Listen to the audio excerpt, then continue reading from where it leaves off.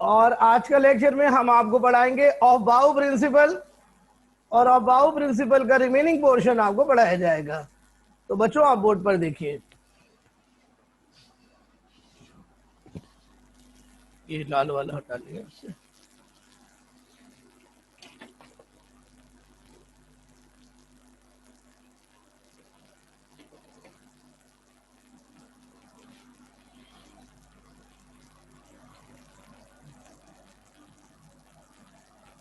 Of बाउ principal,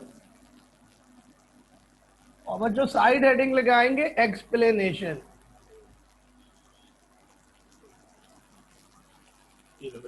भर लो उसको, एक मिनट थोड़ा सा नीचे करो उसको, कैमरे को। जी स्टूडेंट्स, अब आप लोग अबाउ प्रिंसिपल को दोबारा से मैं रीस्टेट करता हूं, और रीस्टेट करने के बाद ये मैं आपको समझाता हूं। गौर से आप देखिएगा प्लीज।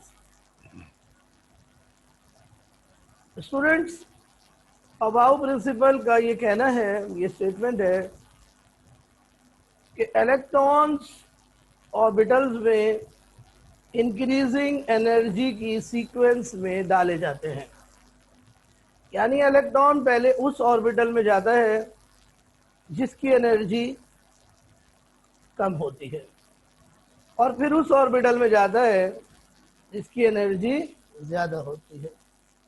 काइंडली आप लोग टाइमली ज्वाइन करा करें, डिस्टरबेंस होती है बार बार। तो बच्चों सबसे कम एनर्जी जो होती है वो 1s की होती है,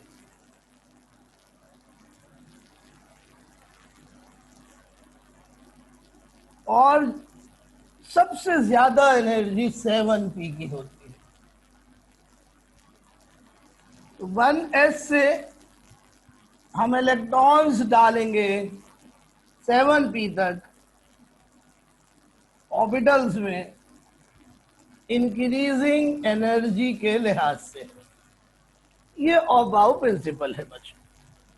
अब बच्चों ये जो सीक्वेंस है ऑर्बिटल्स की, जिस सीक्वेंस में हम इलेक्ट्रॉन्स उसमें डालते हैं, ये सीक्वेंस हमें ऑफ-बाउ प्रिंसिपल से हासिल होगी। जैसे 1s की एनर्जी मैंने अभी आपके सामने लिखा है, 1s की एनर्जी 2s से कम है, 2s की 2p से कम है। इस तरह बच्चों मैं सीक्वेंस लिखता हूं आपके सामने।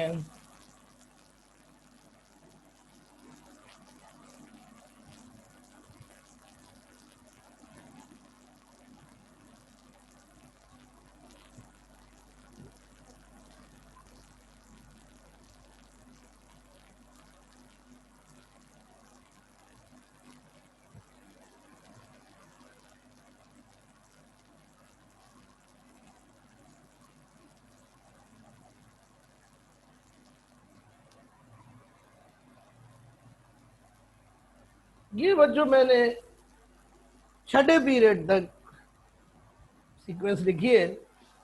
अब आप सातवें पीरियड से देखिएगा,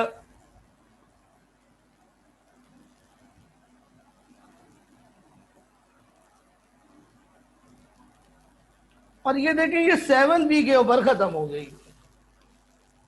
आप देखिए बच्चों के ये जो सीक्वेंस है ये मुझे याद है, बिल्कुल इसी तरह आपको भी ये याद करनी होगी।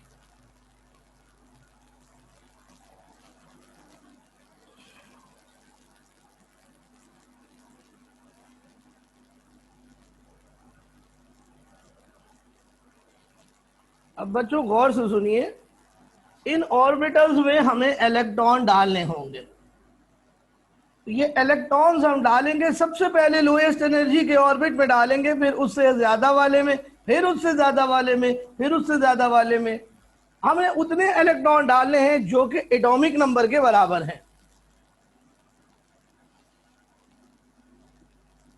जी बेटा हिंट भी आपको देंगे, अभी हिंट भी देंगे आपको, सब बताएंगे आपको। जरा सा अब आप बोर्ड पे देखिएगा, हिंट भी आपको पता चल जाएगी। गौर से देखिए, इलेक्ट्रॉन डालने के लिए, इलेक्ट्रॉन फिल करने के लिए हम ये नोटेशन यूज करेंगे NLX।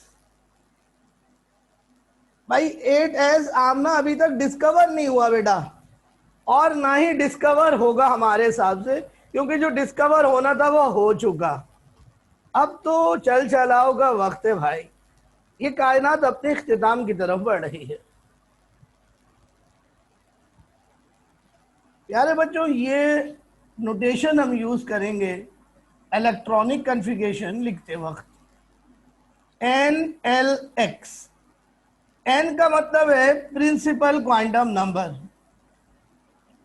N माने प्रिंसिपल क्वांटम नंबर।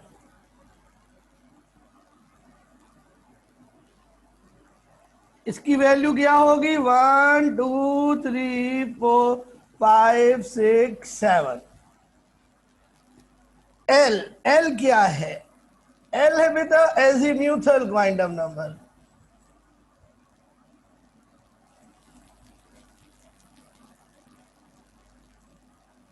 इसकी वैल्यू क्या होगी? 0 1 2 3। अगर 0 होगी तो हम S लिखेंगे, 1 होगी तो P, 2 होगी तो D, और 3 होगी तो F। ये सब आपने क्वांटम नंबर में पढ़ा हुआ है। X का मतलब है नंबर ऑफ इलेक्ट्रॉन्स। X का मतलब है number of electrons, number of electrons. अब ये नंबर ऑफ इलेक्ट्रॉन्स जो कि एक्चुअली प्रेजेंट है वो हम डालेंगे इसके अंदर। Is it clear? इस नोटेशन को कॉपी कर लें, और अगर कोई बात पूछनी है तो आप पूछ सकते हैं विदाउट एनी हेजिटेशन।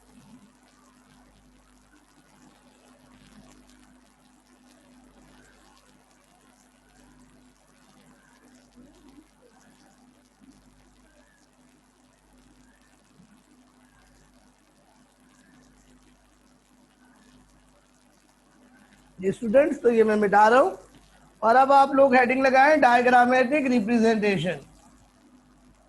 और बच्चों एक चार्ट हम बनाने जा रहे हैं, साइड हेडिंग लगाएं डायग्रामेटिक रिप्रेजेंटेशन। और अब हम एक चार्ट बनाएंगे, इस चार्ट का नाम है ओबाउ चार्ट या डायगोनल चार्ट। बस बेटा ठीक है, चले दे। Diagonal chart. अब ये कैसे बनेगा गौर से देखिए बच्चों।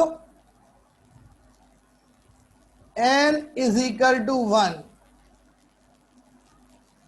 यानी शेल नंबर 1 में कितने सब शेल्स होते हैं वो बच्चों हम यहां पर लिखेंगे। सब शेल के लिए हम यूज करेंगे L। L is equal to 1।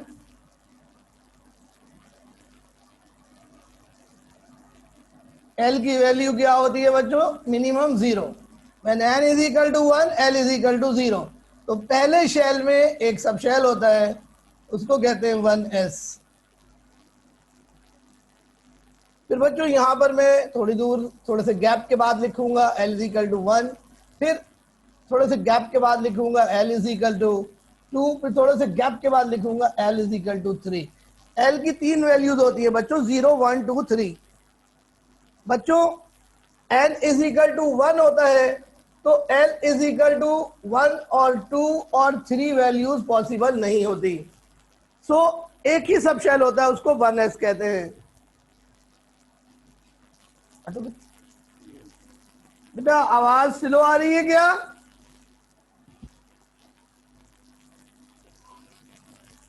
जी बेटा आवाज सही आ रही है? हेलो,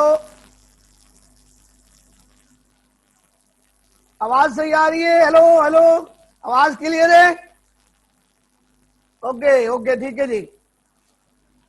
अब बच्चों में n इज इक्वल टू 2 बनाऊंगा, लेकिन थोड़ा सा गैप दूंगा। n is equal to 2। बच्चों दूसरे शेल में दो सब शेल होते हैं, 2s और 2p। बच्चों फिर n इज इक्वल टू 3 बनाऊंगा, थोड़ा सा गैप दूंगा, 3s 3p 3d और 3f इसमें नहीं होता, 3 सब शेल्स होंगे। इस तरह बच्चों में 7 तक बनाऊंगा, n is equal to 4 4s 4p 4d 4f। बच्चों 4 से ज्यादा सब शेल्स नहीं होते, डोंट डू दिस, 4 से ज्यादा सब शेल नहीं होते। अब बच्चों मैं 5वां बनाऊंगा, 6वां बनाऊंगा और 7वां बनाऊंगा। तो थोड़ा सा मुझे चेंज करना पड़ेगा कैमरे का रुख। अब बच्चों में ऑर्बिटल लिखूंगा, 5s 5p 5d 5f 6s 6p 6d 6f 7s 7p 7d 7f।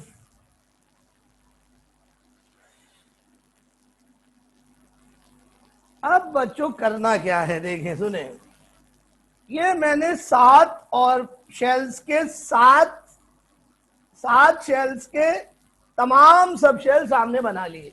अब मैं इनको कट करूंगा। कट करने के लिए बच्चों में यूज करूंगा एरो। इस एरो को हम यूज करेंगे, देखें गौर से, और हम कट करेंगे प्यारे बच्चों डायगोनली, यानी टेढ़ा कट करेंगे। ये देखें और ये देखें, ये है टोटल 10 एरो। कितने एरोज है गिनिए, 1 2 3 4 5 6 7 8 9 10 एरोज हैं। तो इन 10 एरो से आपने सब शेल्स को डायगोनली कट कर दिया। क्यों कट किया, गौर से सुनिए। The orbital cut first will fill first. The orbital cut first will fill first. यानी जो ऑर्बिटल पहले कटेगा वो इलेक्ट्रॉनों से पहले भरेगा। तो देखो सबसे पहले कौन कटा, 1s। जब ये एरो खत्म होगा तो दूसरे एरो पे जाएंगे। याद रखे, दुम से दुम को पकड़ेंगे सर तक आएंगे, दुम को पकड़ेंगे सर तक आएंगे। जब तक सर नहीं आ जाएगा नेक्स्ट दुम को नहीं पकड़ सकते। तो 1s के बाद क्या फिल हो रहा है, 2s 2p 3s 3p 4s 3d 4p 5s। इस तरह से होते होते होते हम 7p तक पहुंच जाएंगे। 7p के बाद होगा 6f 6d, 6d के बाद फिर आगे नीचे 8s होगा 8p होगा। तो बच्चों 7p तक अभी डिस्कवर हुआ है खाली। अब बच्चों ये सीक्वेंस का स्क्रीनशॉट लीजिए और मैं अब आपको लिख के दिखाऊंगा ऑर्डर ऑफ फिलिंग।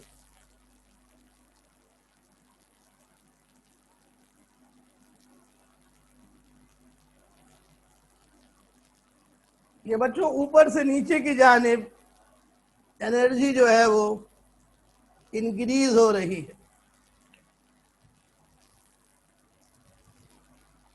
अब मैं ऑर्डर ऑफ फिलिंग लिख के दिखाने जा रहा हूं जी, तवज्जो चाहिए मुझे आपकी। ये पूरा चार्ट मैं आपको कल भेज चुका हूं, अगर आपने देखा हो। अब मैं इसी चार्ट को देखते हुए ऑर्डर ऑफ फिलिंग लिखूंगा। ये है वो ट्रिक जिससे ऑर्डर ऑफ फिलिंग आपको याद होगी। साइड हेडिंग लगा लें जी, order of filling, order of filling. ये बेटा order of filling,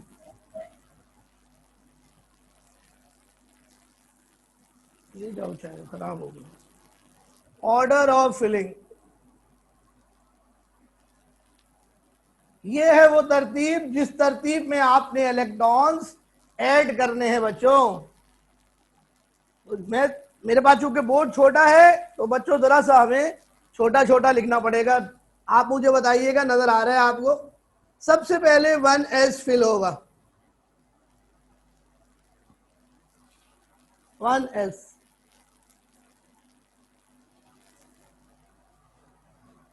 my God, 1s के बाद 2s फिल होगा, 2s के बाद 2p फिल होगा। आप चेक करते रहे चार्ट में कि मैं ठीक लिख रहा हूं या नहीं।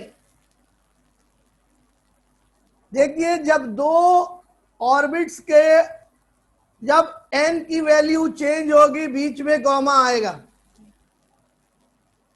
2s और 2p में कॉमा आएगा, 2s और 2p के बीच में कॉमा आएगा बच्चों? नहीं आएगा, क्योंकि ऑर्बिट सेम है, n की वैल्यू सेम है। अब बच्चों 2p के बाद क्या आएगा?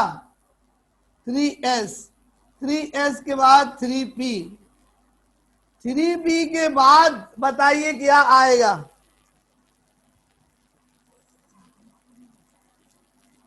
3p के बाद बताइए। नहीं सुमन, गलत बता रही हैं आप, चार्ट में देखें। सुमन चार्ट में देखिए,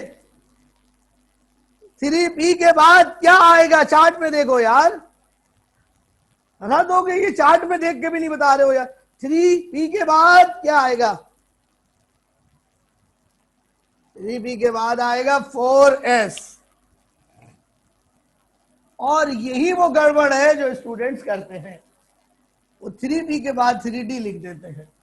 बच्चों 4s के बाद कॉमा आएगा हमेशा, 4s के बाद 3d, 3d के बाद 4p, 4p के बाद 5s, 5s के बाद 4d, 4d के बाद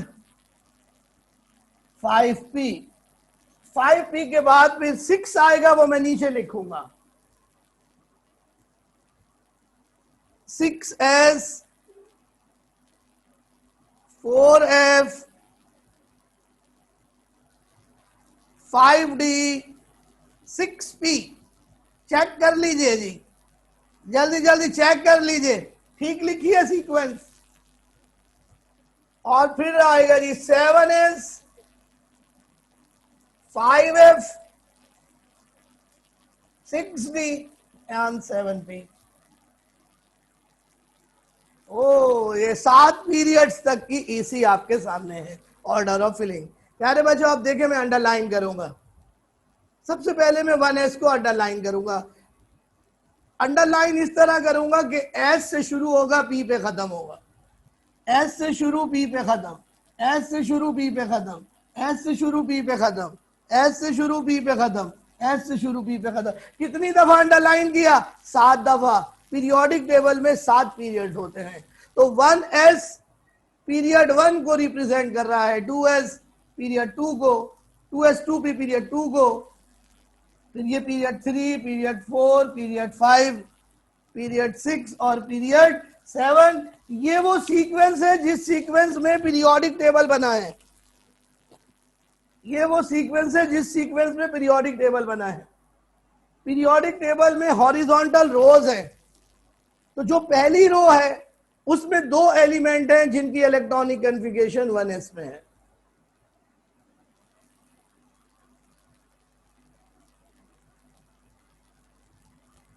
ये है जनाब ऑफ बाउ का एनर्जी सीक्वेंस का order of filling of orbitals.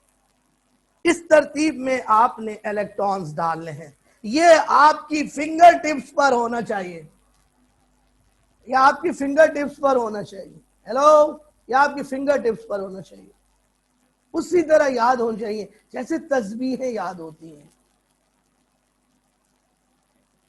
और बहुत आसान है, बहुत आसान है। एस से शुरू करो, बी पे खत्म करो। चौथे पीरियड में डी आएगा, डी की वैल्यू जो हायर एंड वैल्यू होगी उससे 1 यूनिट कम होगी। तो 4s चल रहा है, 4p चल रहा है, बीच में 3d होगा, 1 यूनिट कम। 5s चल रहा है, 5p चल रहा है, d जो है वो 1 यूनिट कम होगा, 4d। प्यारे बच्चों, ये कहलाती है ऑफ बाउ सीक्वेंस। लेकिन प्यारे बच्चों, इस सीक्वेंस में दो वायलेशंस हैं जो हमारे कोर्स में नहीं है। तो क्या आपने वो वायलेशन करनी है या छोड़ दें उसे बेटा?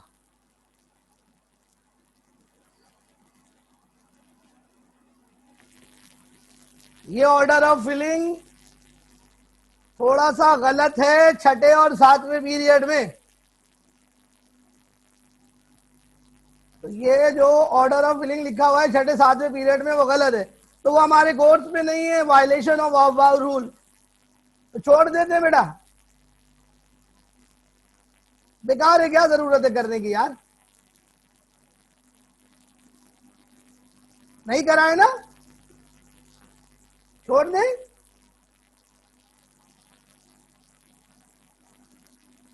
हम निम्रा सिर्फ आप ही कह रही हैं और कोई नहीं कह रहा। चले मैं आपके कहने पे करा देता हूं निम्रा, और तो कोई कह ही नहीं रहा, सब कह रहे हैं नहीं कराएं नहीं कराएं। हस्साम कह रहे हैं छोड़ दें सर।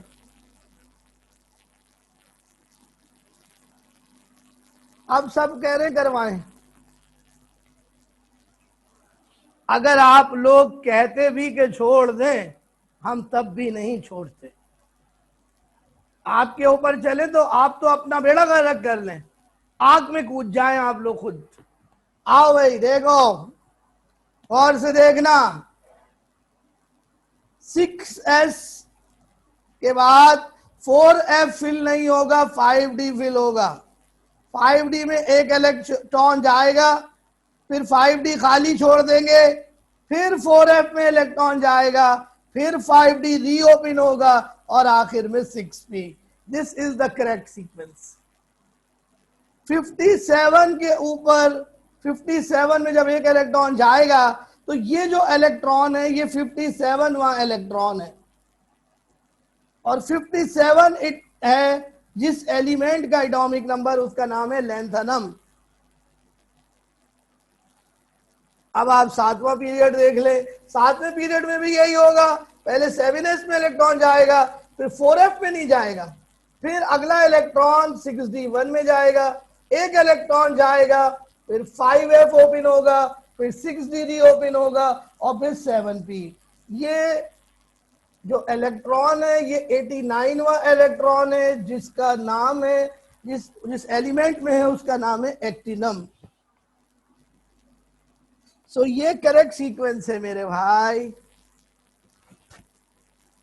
तो अबाउ रूल वायलेट हो रहा है यहां पर।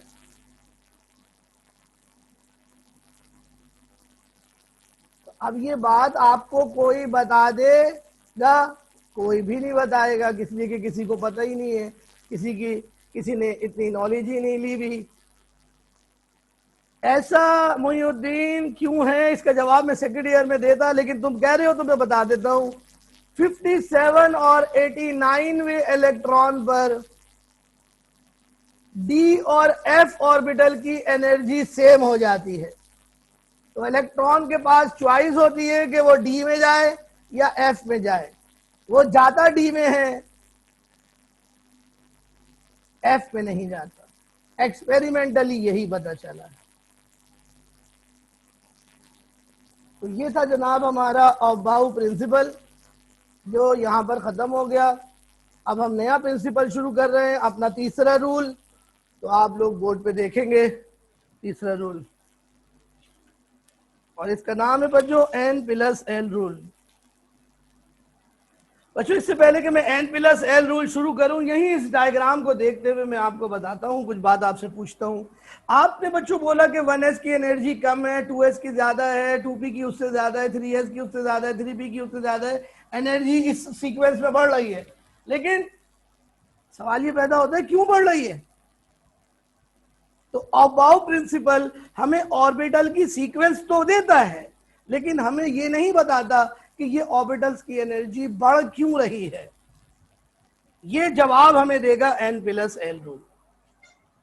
तो अब मैं आपको N+L रूल यहां पे करा रहा हूं, बोर्ड पे आप देखिएगा।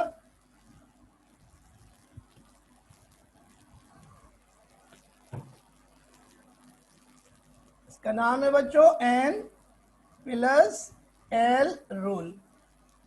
बच्चों एन माने प्रिंसिपल क्वांटम नंबर, एल माने एजीम्यूथल क्वांटम नंबर। बच्चों इस रूल का दूसरा नाम है विज वेजर रूल। ये साइंसदान है जिसने ये रूल पेश किया था। तो बच्चों अगर आपको ये रूल समझना है तो एन और एल का आपको पता होना चाहिए। एन और एल क्या होता है ये हमने आपको पढ़ाया हुआ है पहले से।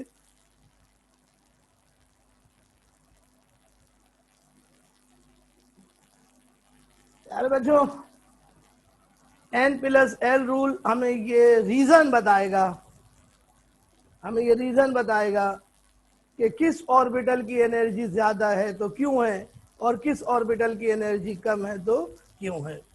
प्यारे बच्चों ऑर्बिटल की एनर्जी दो चीजों पर डिपेंड करती है।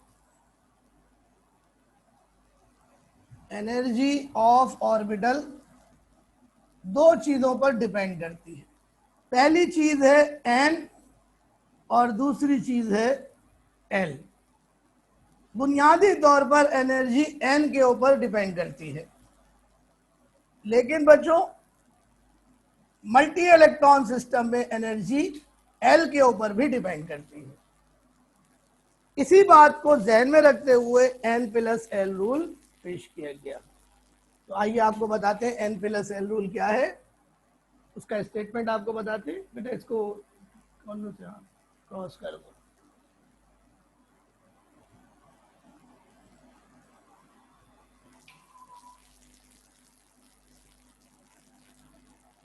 देखिए जी क्या कहना है एन प्लस एल रूल पर। प्यारे बच्चों इलेक्ट्रॉनिक कन्फिगरेशन जब हम किसी एटम की लिखेंगे तो सबसे पहले उस ऑर्बिटल को फिल करेंगे जिस ऑर्बिटल के n प्लस एल की वैल्यू कम होगी। यानी orbitals with least n plus l value will fill first,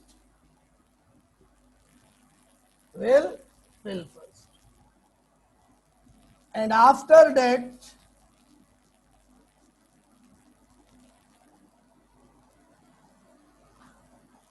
orbitals with higher n plus l values are filled। यानी बच्चों पहले वो ऑर्बिटल फिल होगा जिसका n प्लस एल कम होगा, फिर वो ऑर्बिटल फिल होगा जिसका n प्लस एल ज्यादा होगा। अगर दो ऑर्बिटल का n प्लस एल सेम आ जाए,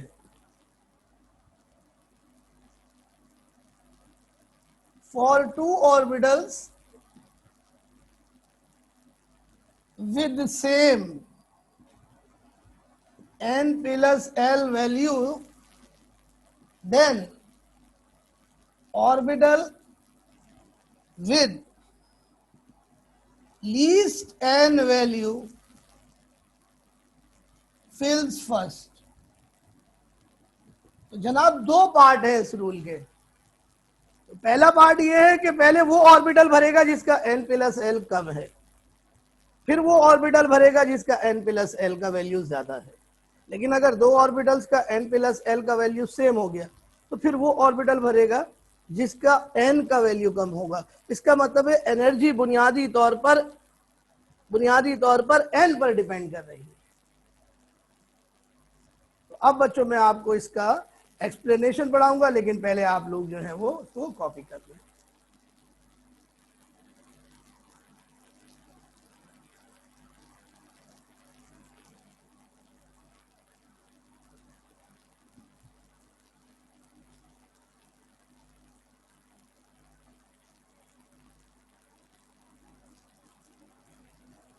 तो आइए बच्चों इसको एग्जाम्पल से समझ लीजिए।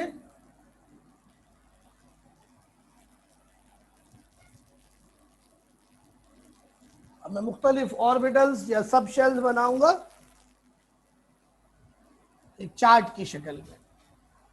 सब शेल्स, फिर मैं यहां लिखूंगा n की वैल्यू, फिर यहां पर लिखूंगा l की वैल्यू, और फिर यहां पर लिखूंगा n प्लस l। बहुत ही सिंपल सा चार्ट है और बहुत ही आसान सा, तवज्जो दीजिएगा तो कोई प्रॉब्लम नहीं होगी। सबसे पहले ऑर्बिटल लिख रहा हूं 1s। अब 1s के लिए n की वैल्यू बताइए जल्दी से, जल्दी लिखिए मैसेज बॉक्स में जल्दी। 1s के लिए n की वैल्यू क्या है? जल्दी जल्दी यार, जल्दी जल्दी। n की वैल्यू ये शुरू में लिखी हुई होती है 1, और l की वैल्यू ये लिखी हुई, l की वैल्यू s के लिए l की वैल्यू होती है 0। तो n प्लस l क्या हुआ? 1 प्लस 0 1, 1 प्लस 0 1। तो n प्लस l की दुनिया में सबसे कम तरीन वैल्यू है 1। तो सबसे पहले कौन सा ऑर्बिटल फिल होगा? 1s। सबसे पहले कौन सा ऑर्बिटल फिल होगा? 1s। तो हम क्या क्या के थक गए कि जी इलेक्ट्रॉनिक कन्फिगरेशन 1s से स्टार्ट होती है। ये क्यों होती है? क्योंकि 1s की एनर्जी दुनिया में सबसे कम है। 1s के बाद 2s, तो ये देखो n की वैल्यू बताओ कितनी हो गई? तो l की value 0, 2 plus 0 is equal to 2। तो अब इन दो ऑर्बिटल्स में पहले कौन भरेगा? पहले कौन भरेगा? 1s fills first, then 2s। अब आइए 3s, n प्लस l क्या बना? n की वैल्यू 3, l की वैल्यू 0s के लिए 3 प्लस 0 इज इक्वल टू 3। तो बताओ 2s और 3s में पहले कौन भरेंगे? पहले कौन भरेगा? 2s fills first due to least n plus l value. 3s के बाद देखते हैं 3p,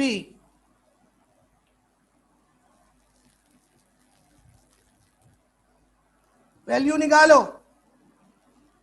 n की 3, l की 1, 3 प्लस 1 4। तो पहले कौन फिल होगा? 3s। अब देखो जी, अब आ रहा है 4s, अब आ रहा है 3d और 4s।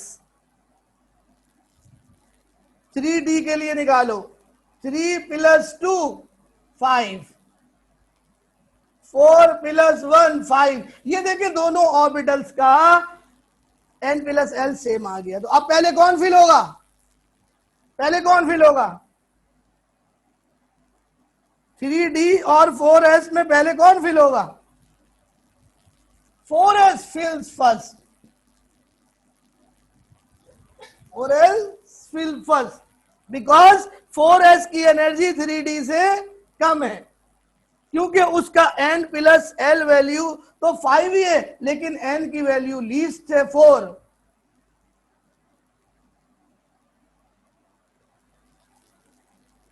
बात समझ में आ गई?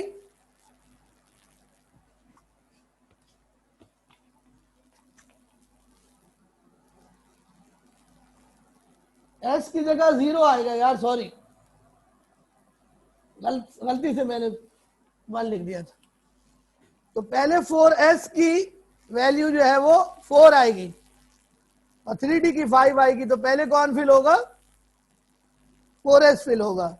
इस तरह बच्चों अब आप लोगों को घर के लिए एक होमवर्क देना है, और वो ये है बेटा कि 4s के बाद जितने ऑर्बिटल्स हैं उन तमाम ऑर्बिटल्स की 7p तक आपने n प्लस l की वैल्यू निकालनी है इसी तरीके से।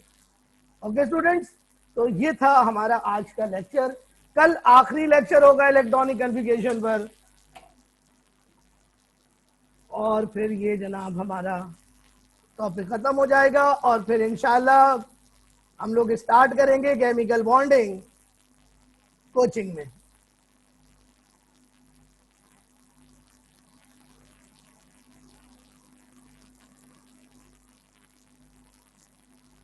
Okay students, any question please ask. कि बेटा कोई क्वेश्चन हो तो पूछ लीजिए।